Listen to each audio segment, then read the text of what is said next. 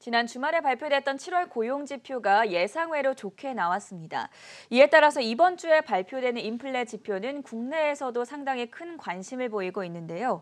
인플레 지표마저 좋게 나오면 그동안 이어져 왔던 테이퍼링 논쟁에 불이 붙을 가능성이 있기 때문입니다. 그래서 오늘은 이 문제에 대해 알아보는 시간 마련했는데요. 한국경제신문의 한상준 논설위원 나오셨습니다. 안녕하십니까? 네, 안녕하십니까.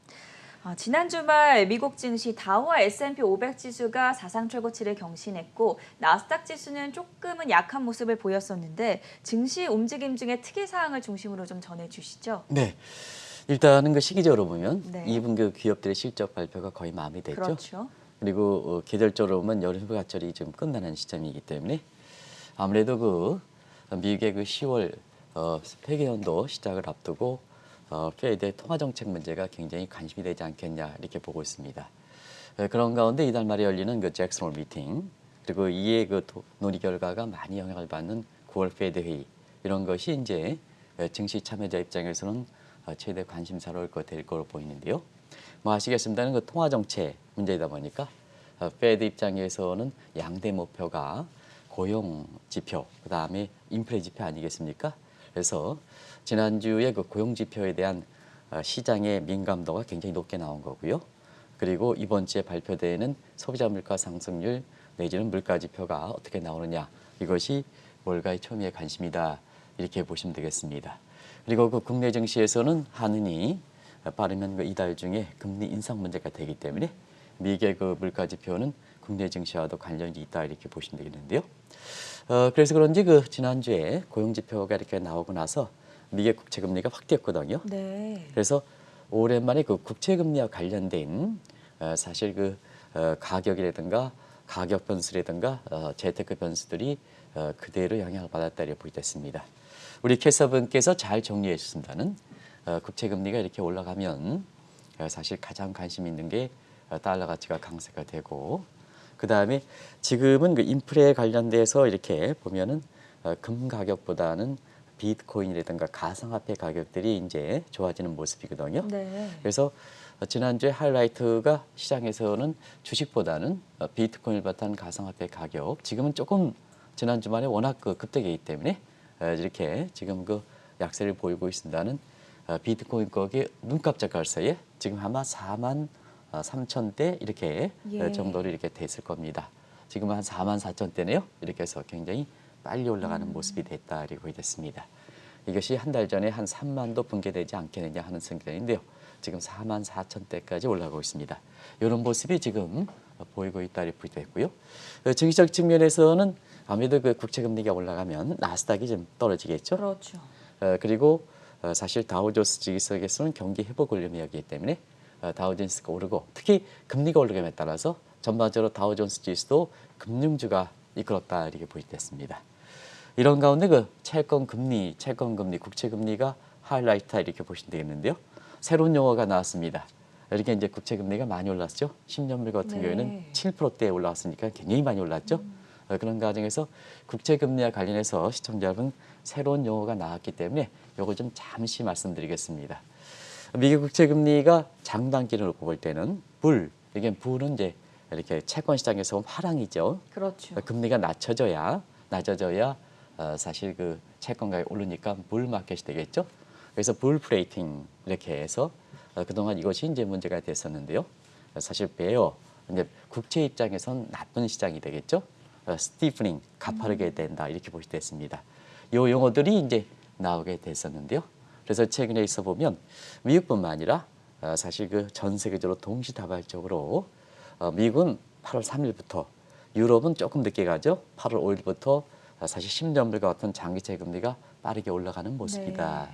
그래서 프레이트닝에서 스티프닝으로 장단기 금리가 이렇게 변하는 상황이다. 채권 사이드에선 국채 금리가 떨어지면 불마켓이고 국채 금리가 올라가면 베어 마켓이다 이렇게 부여했습니다. 이런 그 새로운 용어들이 좀 나오고 있는데요. 결과적으로 장기채 금리, 10년물 금리를 중심으로 해서 올라가다 보니까 베어 스티프닝이니까 결과적으로 다우존스 지수는 올라가고 나스닥 지수는 떨어지는 모습을 보였다 이렇게 됐습니다. 뭐 아시겠습니다는 시장 분할 소리라든가 유동성 선호 소리라든가 그다음에 이런 소위 장단기 승률 곡선으로 볼 때는 아시겠습니다는 베어 스티프닝이 될 때는 경기 순환상으로 보면은 경기가 회복세를 보인다는 의미가 되거든요. 그런 측면에서 후행 지표인 고용 지표가 그 좋게 나옴에 따라서 여기에 그 동행 지표의 성격을 갖고 있는 소비자 물가 상승률, 그 다음에 주식 투자 입장에서는 선행성을 갖고 있는 PPI, 이게 미국의 그 PPI 7월 달이 발표될 거로 이렇게 보이는데요. 이 결과에 따라서 인플레 논쟁과 그리고 잭슨 홀 미팅 9월 그 페드 회의를 앞두고 테이퍼링 문제에 갈림길이 되지 않겠냐 이렇게 보고 있습니다. 지난 주말에 월가의 분위기를 확 바꿨었던 7월 고용보고서 결과 발표. 여기에 대해서는 어떻게 보고 계십니까? 네, 사실은 그 4월 이후서부터 네. 고용 지표가 그 개선되긴 하지만 많은 부분에 그 버틀렉, 전문직 부분에선 버틀렉, 예. 중하위 계층에선 지원금을 많이 매춤에 따라서 내가 소득이 있는데 왜 고용시장에 참여하느냐 하는 커브라 이펙트, 이게 이제 문제가 됐었거든요. 전체로는 노동 그 수요와 공급 사항의 미스매치다. 그리고 1억 원짜리 의역과 이렇게 지원금 사이의 미스매치다. 네. 이렇게 이제 보시면 되겠는데요. 이게 노동시장에 굉장히 4월 고용지표 이후에 노동시장의 근본적 문제로 그 지적되었지 않습니까? 근데 사실은 그 숫자보다도 월가에서 7월 그 고용 통계에 대해서 의미를 해석하는 시각을 한번 보겠습니다. 뭐 아시겠습니다는 일단 신규 일자리 창출가 94만 3천 명이죠. 우리가 미국에서 이렇게 보면 100만 건, 요게 이제 상당히 의미를 갖고 있죠. 그렇죠. 그래서 전월뿐만 아니라 예상치보다 월등히 높게 나와서 100만 건에 육박돼 있다 하는 측면. 그리고 또 한 가지 측면에서는 실업률이 비교적 큰 폭으로 떨어졌습니다. 네. 그래서 6월 달에 5.9에서 5.4%로 0.5%포인트 한 달간 떨어졌습니다. 그러다 보니까 사실 그동안 4월 이후에 고용 통계에서 아리까리하게 봤었던 이 버틀렉과 커브라 이펙트가 동시에 해소되는 게 아니냐. 물론 이건 월간 지표입니다. 본격적인 판단 지표에서는 보통 3개월 이동 평균 가지고 이렇게 해석한다 이렇게 보시면 되는데요. 사실 7월 달에 그런 아리까리한 요인들이 이렇게 많이 해소되다 보니까 결과적으로 보면 파월과 그다음에 제닛 옐런의 고용 통계 가지고 7월 고용 통계 가지고 해석하는 시각이 다시 한번 나왔다 이렇게 보여졌습니다. 파월 의장 입장에서는 아직도 완전 고용은 2에서 3년 지나도 달성하지 못한다. 특히 지난번에 이렇게 신경질적으로 7월 그 페드 회의가 끝나고 나서 신경질적으로 기자들과 이렇게 회의에서 완전 고용 멀었다. 아주 그냥 속 시원하게 멀었다. 네. 하는데 막상 7월 고용 통계가 발표되다 보니까 자, 그동안 4월 고용 통계에서 문제가 됐던 버틀렉, 병목 현상과 미스매치, 불일치 현상이 해소될 정도로 신규 창출 건수 많아지고 그다음에 실업률이 아주 급락했거든요. 개선됐다는 얘기죠. 그럼에 따라서 사실은 지난주 말에 우리가 이렇게 방송을 안 될 때 가뜩이나 이렇게 여름 휴가철 이후에는 네. 내년 그 2월 달에 임기를 맡고 있는 파월 의장에 대해서 입장이 바이든 대통령이 정리돼야 되는 상태거든요. 근데 그런 그 시기적 시기에 맞춰서 지난주 그 이렇게 월가에서 이렇게 보면 민주당의 의원조차도 이제는 파월을 교체해야 되는 게 아니냐. 페드의 양대 목표에 해당되는 물가 나중에 네. 말씀드리겠습니다는 고용과 관련해서 저렇게 예측력이 틀리는 사람한테 페드의 이렇게 통화 정책을 맡겨야 되겠느냐 하는 이 측면에 논란이 되다 보니까 파월 의장을 교체시켜라. 우리가 그동안 얘기했던 브레이스너 이 사람으로 이렇게 여성이죠. 이렇게 사실 교체해야 된다 하는 이기에 불이 붙었던 요인이다 이렇게 보겠습니다. 이 논쟁은 이렇게 이번 주에 발표되는 물가 지표의 결과에 따라서 더 급부상할 가능성이 있다 이렇게 보시면 되겠습니다. 말씀해 주신 대로 지난 4월이었죠. 소비자 물가 충격이 발생된 이후에 파월 연준 의장은 인플레이션은 일시적이다라는 주장을 계속 반복을 해왔었는데 그렇다 보니까 이번 주에 또 발표될 CPI와 PPI, 인플레 지표가 더욱더 주목이 되지 않겠습니까? 네, 코로나 사태 이후에 인플레 공포 아마 지난 4월에 미국의 소비자 물가 상승률이 예상보다 상당히 높게 나왔기 네. 때문에 이때 그 처음 거론됐던 게 아닌가 하는 이런 생각이 듭니다. 그리고 이번 주에는 가장 4월 물가보다도 더 중요한 통화정책점에서 더 중요한 또 한국은행의 금리 인상 결정에서 중요한 미국의 7월 물가 지표에 전에 인플레 공포라는 얘기가 또다시 나올 수 있는 거기 때문에 3개월 전에 되돌아가서 4월 달에 인플레 공포가 왜 이렇게 세계 증시라든가 경제에 갑작스럽게 덮쳤을까 하는 그 수치를 다시 한번 시청자 여러분에 제시해 드리겠습니다. 4월에 미국의 CPI, 즉 소비자 물가 상승률이 전년 동월 비해 4.2% 나왔습니다. 이 수준은 왜 이렇게 충격이 컸냐면 뭐 아시겠습니다. 2008년 9월 이에 최고치입니다. 그럼 2008년은 뭘까? 그때 자산 인플레 공포 이렇게 나오면서 서프라임 모기런 사태가 여름 휴가철 끝나면서 얘기 나왔기 때문에 이것이 사실 낙인 효과로 인해서 지속 여부와 관계없이 인플레 공포, I 공포라는 그래서 인플레의 이니셜 따서 I 공포가 나왔던 배경입니다. 그리고 통화정책과 관련해서 테이퍼링이 굉장히 급부상했던 것도 이 CPI뿐만 아니라 미국의 페드의 통화정책의 잣대가 되는 근원 CPI도 전년 동월 3% 나왔습니다. 시조로면 1996년 우리가 OECD 가입할 당시죠. 네. 이때에 이어서 최고 수준이지만 이거보다 더 중요한 것이 자 그동안 인플레 타겟팅을 2%로 설정하겠다 하는 입장이었습니다. 물론 작년 9월 달에 평균 물가지에서 일시적으로 이렇게 올라가는 부분에서 용인하겠다 하는 입장을 취하긴 했지만 어쨌든 통화정책의 잣대가 되는 근원 CPI가 3% 그래서 인플레 타겟팅 수준 2%보다 1%포인트 이렇게 상승률을 보면은 이렇게 빗나가는 율을 보면 50% 정도 벗어났던 것은 그만큼 사실 그 월가리든가 미국의 학계에서 인플레 문제가 본격적으로 불거지는 게 아니냐 했던 점이거든요. 이에 대해서 다음 자막을 좀 보겠습니다. 파월 의장과 페드의 그 인사들은 마치 합장어듯 일시적 현상이다. 자 그러면 이제 한번 전 앵커랑 시청자 여러분 같이 한번 공부를 한번 해보겠습니다. 우리가 통화정책 관련해서 상당 기간이 있고요. 네. 또 당분간이 있고요. 일시적이라는 게 있습니다. 물론 학적으로 정의되지는 않습니다. 그런 측면에서 한번 볼게요. 자, 상당 기간이라는 얘기는 제닛 앨런이 페드의 의장으로 2014년에 취임한 이후에 첫 주제의 3월 달에 상당 기간인데 그때 기자들을 통해서 당신이 얘기하는 상당 기간은 뭘까? 학술적으로 정의되지 않았기 때문에 대체로 보면 6개월 정도로 생각한다. 이게 제닛 앨런 입장이었습니다. 그래서 지난번에 그 페드 회의에서 상당 기간이 아니라 당분간 이렇게 되다 보니까 이게 어떻게 됐냐? 6개월부터 좀 줄지 않았냐? 하는 시각이 있었거든요. 네. 그러면 일시적이라는 견해는 몇 개월일까 하는 측면에서는 사실상 그 당분간보다는 좀 기간이 짧지 않겠느냐. 그러면 이제 한번 그런 측면에서 4월 달에 인플레 문제가 덮쳤을 때 일시적 현상인데 과연 일시적 현상이었겠느냐 하는 측면에서는 그때 당시에 한국경제TV를 통해서는 작년에 4월 달, 5월 달, 6월 달, 7월 달을 이렇게 볼 때는 이렇게 경우에 따라서는 4개월 이상 지속될 가능성도 있다. 그때 수치를 한번 쭉 보여드렸습니다. 네. 근데 지금 한번 보겠습니다. 실제로 나온 수치를 한번 보겠습니다. 자, 4월 달에 4.2% 앞으로 말씀드렸죠. 그다음에 5월 달에 5.0%, 6월 달에 5.4%입니다. 굉장히 물가 상승률이 지속됐죠. 두 가지 측면. 하나는 자, 3개월 정도 지속됐다. 첫 번째. 두 번째는 물가 상승 죽지 않고 계속해서 올라갔다. 그리고 6월 수치가 작년에는 가장 뉴욕의 폐사가 됐을 때 물가 상승 0.2% 1%여서 가장 높아야 되는데 6월 달이 더 높았다. 더 높았다. 하는 측면입니다.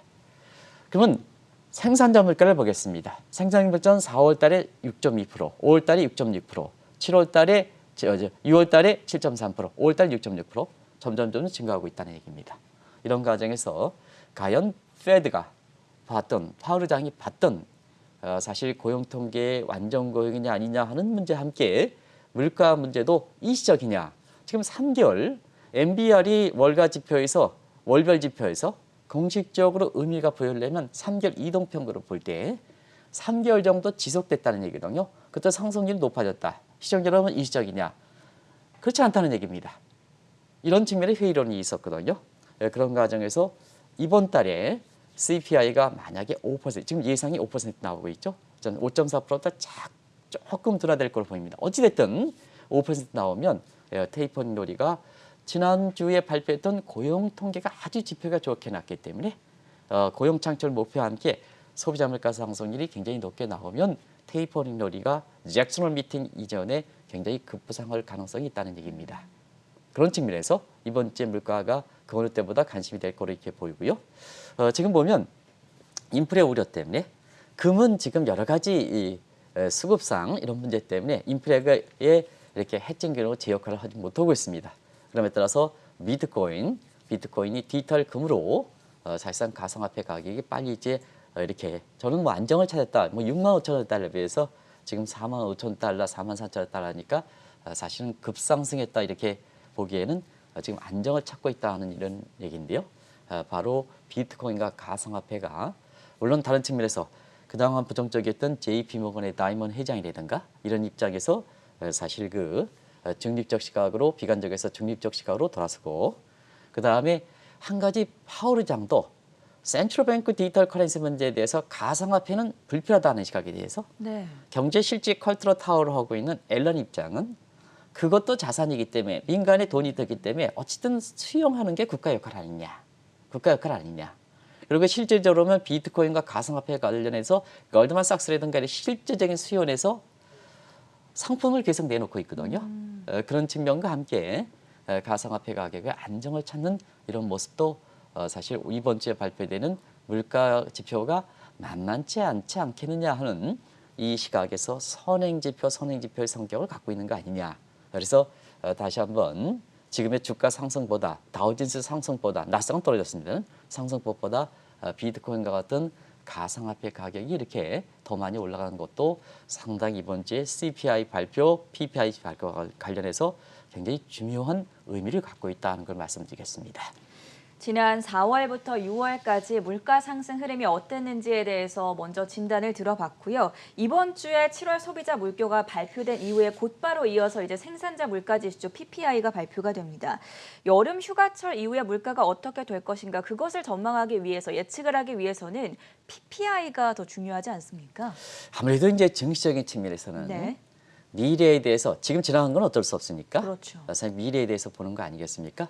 그럼 이제 물가 지표 관련해서 한번 여러 가지 물가 지표가 있지 않습니까? 예. 그러면 이제 경기에 선행하는 지표가 물가 지표도 있을 거고 그 다음에 경기와 동행하는 동행 지표의 성격도 있을 거고 네. 그리고 후행하는 지표는 대체로 물가 지표는 없습니다. 대체로면 그래서 뭐냐 사실 그 고용 지표가 대표적인 후행 지표다 이렇게 보겠습니다.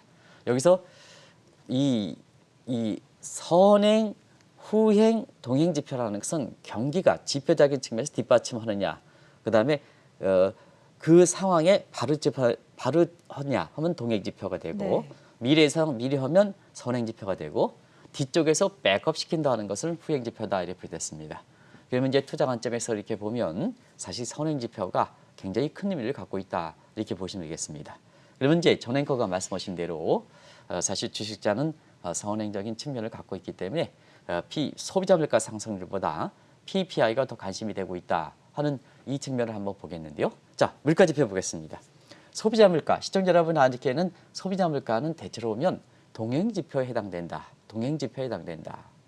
그리고 두 번째는 근원 CPI는 페드의 통화 정책의 잣대가 되기 때문에 굉장히 중요한 요인이죠.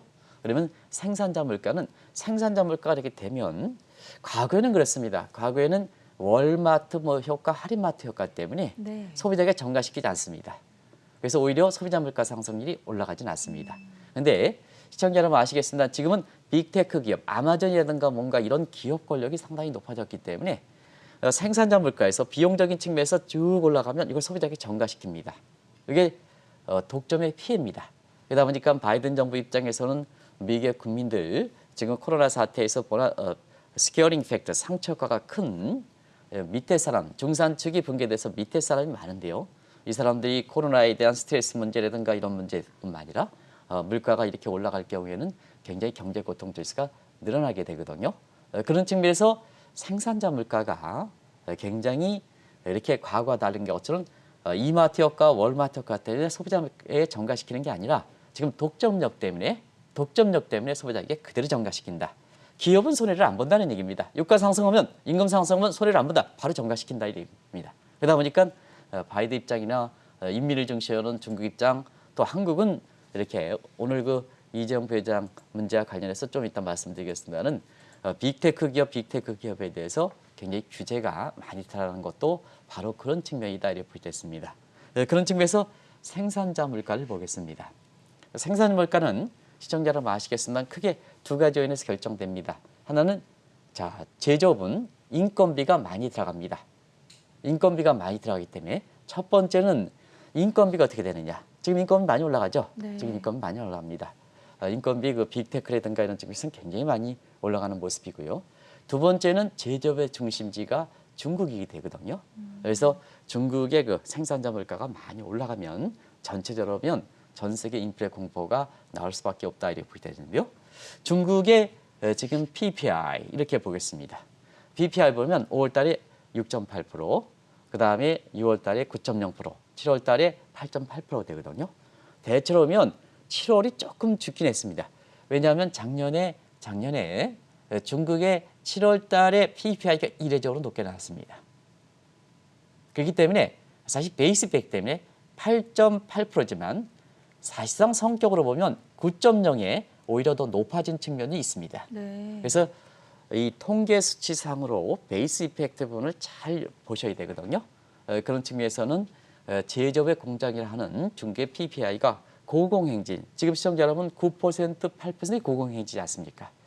지금의 중국의 경제 성장률이 사실 미국식 방식으로 전기비 연율로 때리면 5. 지금 한 2% 나오고 그 다음에 중국식 방식으로 2분기 전년 동월비 나오면 7.9%입니다. 이거보다 다 높지 않습니까?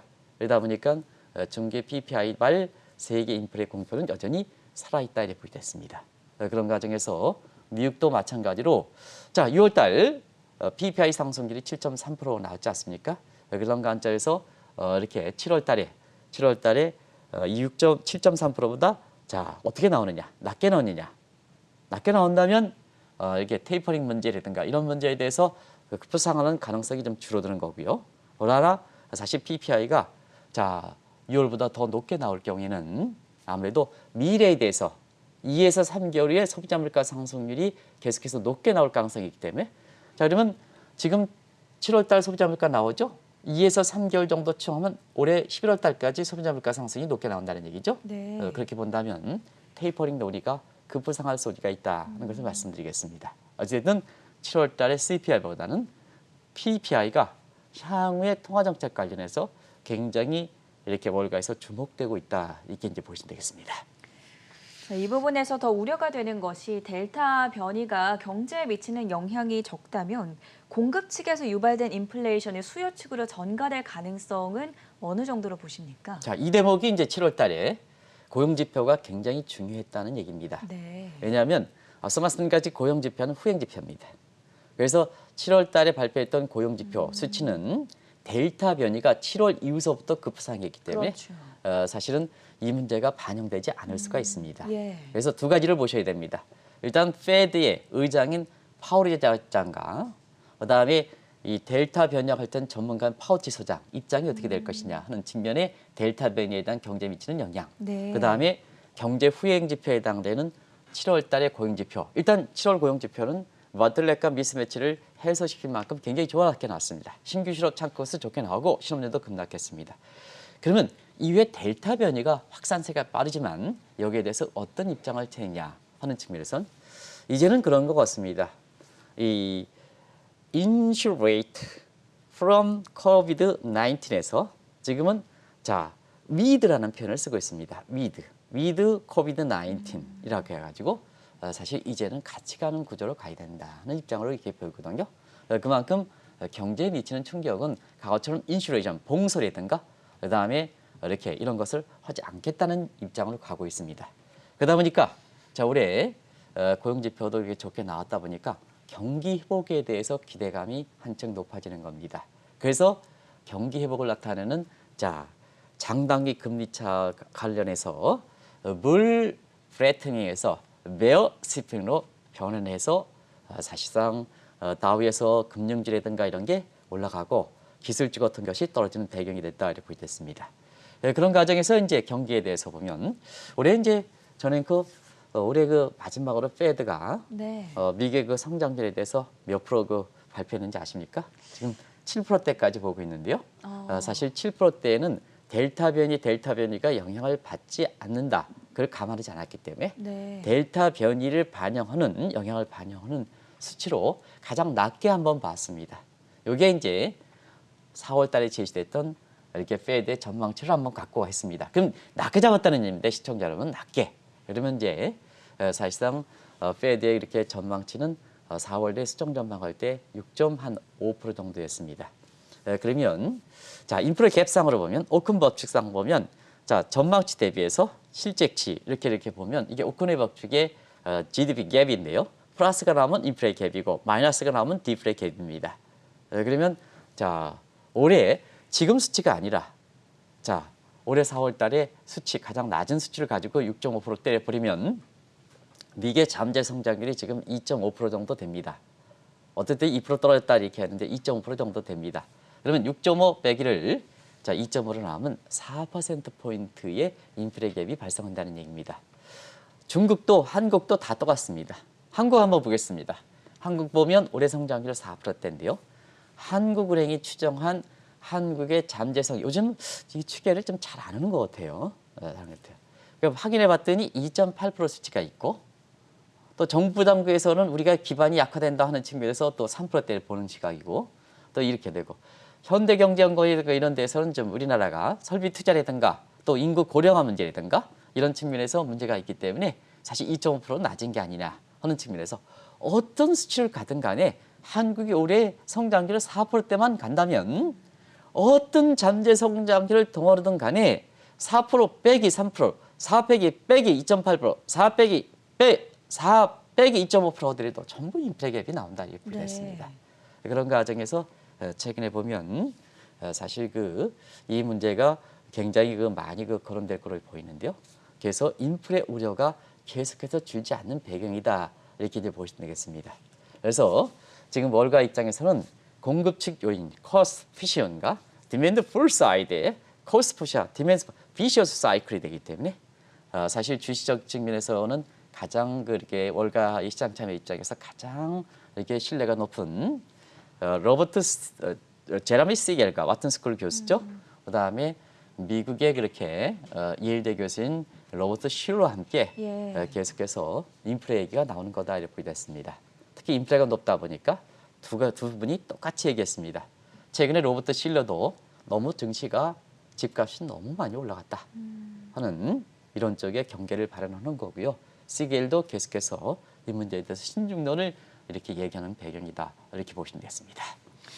이번 주에 7월 물가 지표가 발표되면 월가의 최대 관심은 이제 이달 말로 예정돼 있는 잭슨홀 미팅으로 옮겨갈 것으로 보이는데 벌써부터 인플레 논쟁이 치열할 것으로 예상되고 있지 않습니까? 네, 올해 그 잭슨홀 미팅은 시청자 여러분한테 특별히 관심을 가지시기 바랍니다. 아마 27일서부터 양인간 열리죠. 근데 왜 그러냐면 굉장히 통화 정책에선 큰 변화들이 있기 때문에 그렇습니다. 일단은 코로나19에 돈 많이 풀린 분이 회수할 것이냐 하는 테이퍼링 문제. 이거를 하려면 근거가 되는 고용 지표보다도 선행성을 띠고 있기 때문에 인플레 지표가 굉장히 많이 논의될 거로 이렇게 보고 있습니다. 여기에 디지털 통화가 이제 다음 달에 미국도 디지털 달러가 도입되기 때문에 디지털 통화 문제에 대해서 아주 격론이 있을 거로 이렇게 보이고 있습니다. 그리고 델타 변이, 코로나 문제 델타 변이가 우려가 된다면 경기 제도화가 됐을 때 페드 입장에서는 사실 더 통화 정책 여지가 없지 않느냐 하는 측에서 재정이 굉장히 강조될 거로 이렇게 보고 있습니다. 재정이 강조가 된다면 사실 지금 사이드에서 이렇게 인플레가 문제가 된다 이렇게 본다면 민간 사이드에서 국채를 인수하는 경우가 드물겠죠. 그러면 뭐냐? 사실 재정에서 적자 발생할 때는 페드가 인수해야 되지 않느냐, 중앙은행이 인수해야 되지 않은 만드 머니 디시전 이런 논의가 될 거로 이렇게 보이고 있습니다.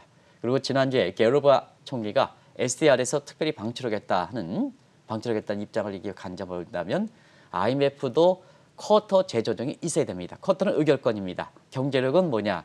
경제는 많이 변화가 되고 있습니다. 그래서 이렇게 쿼터와 경제력의 격차 간의 조정해오는 이렇게 리코디네이션 내지는 리스케줄링 문제가 될 거로 이렇게 보고 있습니다.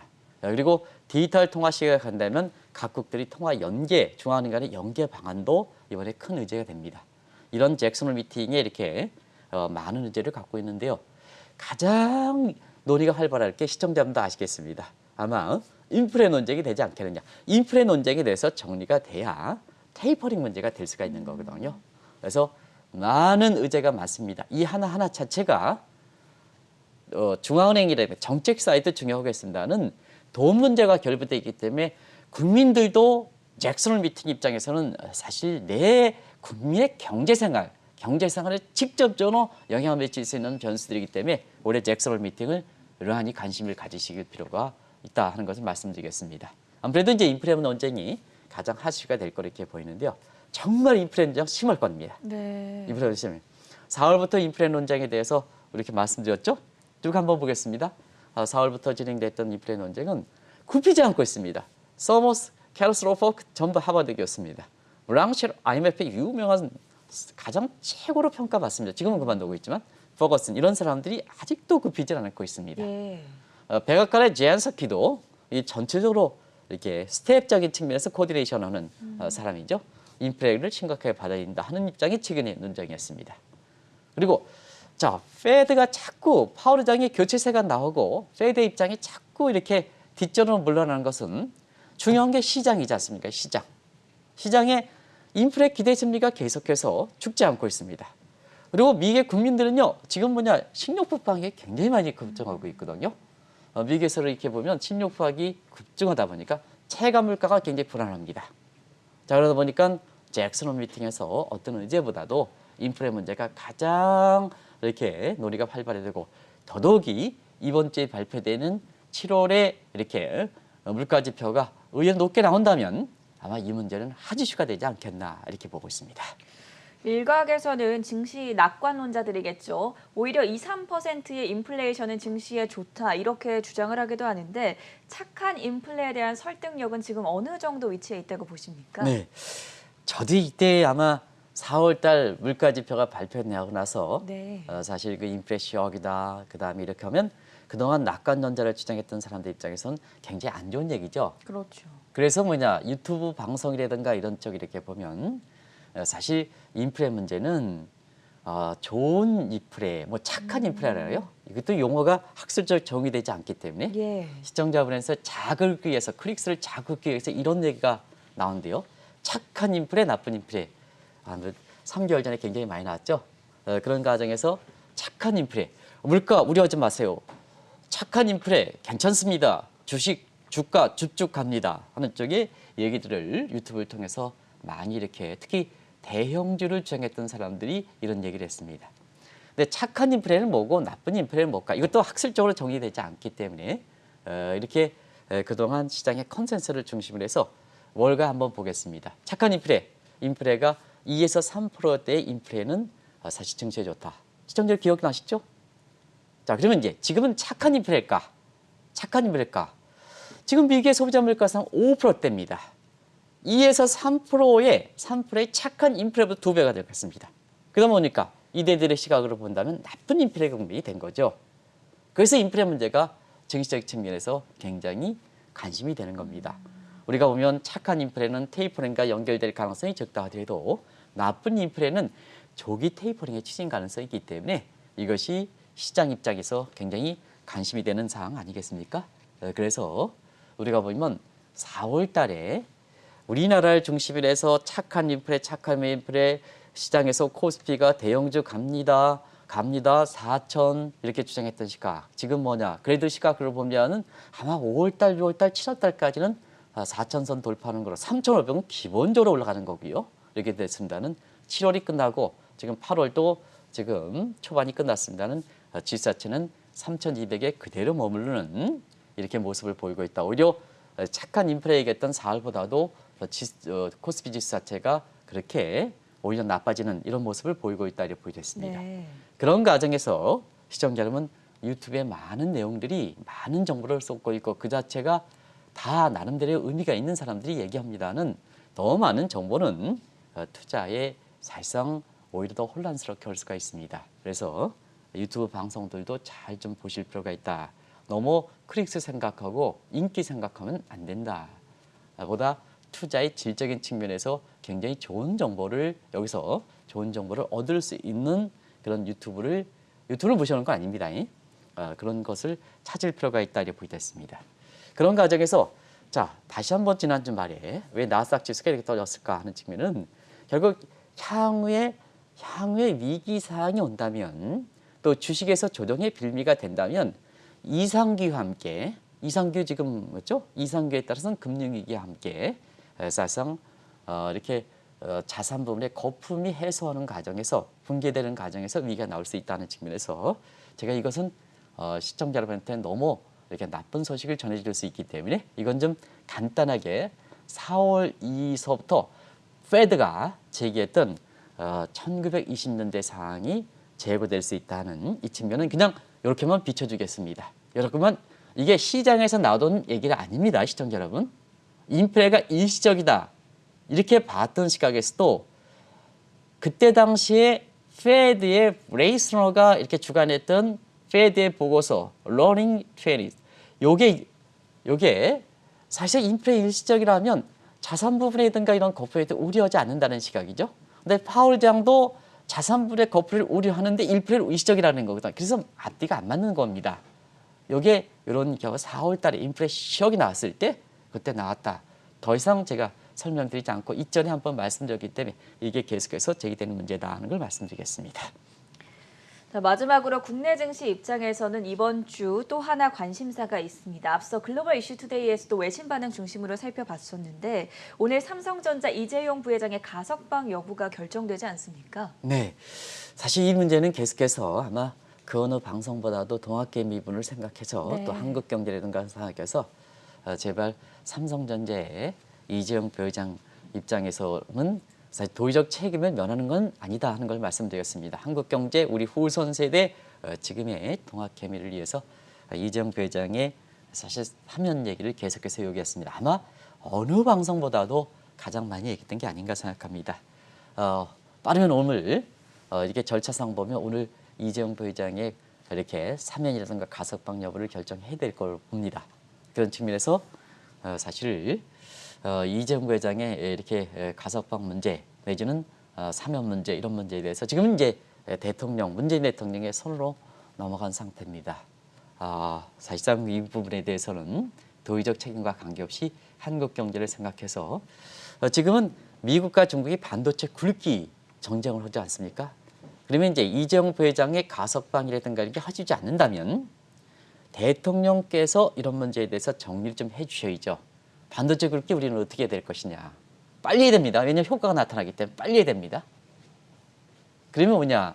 그런 측면에서 대통령 입장에서는 이 문제가 결정하지 못한다면 해당 사야의 최고 통수권자한테 맡겨놓는 게 좋죠. 그래서 지금의 비상 국면에서 삼성전자 이재용 부회장의 이렇게 최상책이라 하는 사면은 안 된다 하더라도 가석방 정도는 결정해 주셔야 되지 않겠냐. 이렇게 짧게 줄이겠습니다. 워낙 많이 부탁을 드려왔기 때문에 제가 부탁을 드렸다 이렇게 말씀드렸습니다. 부탁을 드렸던 상황이기 때문에 여기서 말씀드리겠습니다. 네, 지난주 말 양호하게 발표됐던 7월 고용 보고서에 이어서 이번 주에 발표되는 CPI와 PPI 특히 주목해보자라고 조언 말씀들 들어봤고요. 지금까지 한국경제신문의 한상춘 논설위원과 함께했습니다. 고맙습니다. 네, 고맙습니다.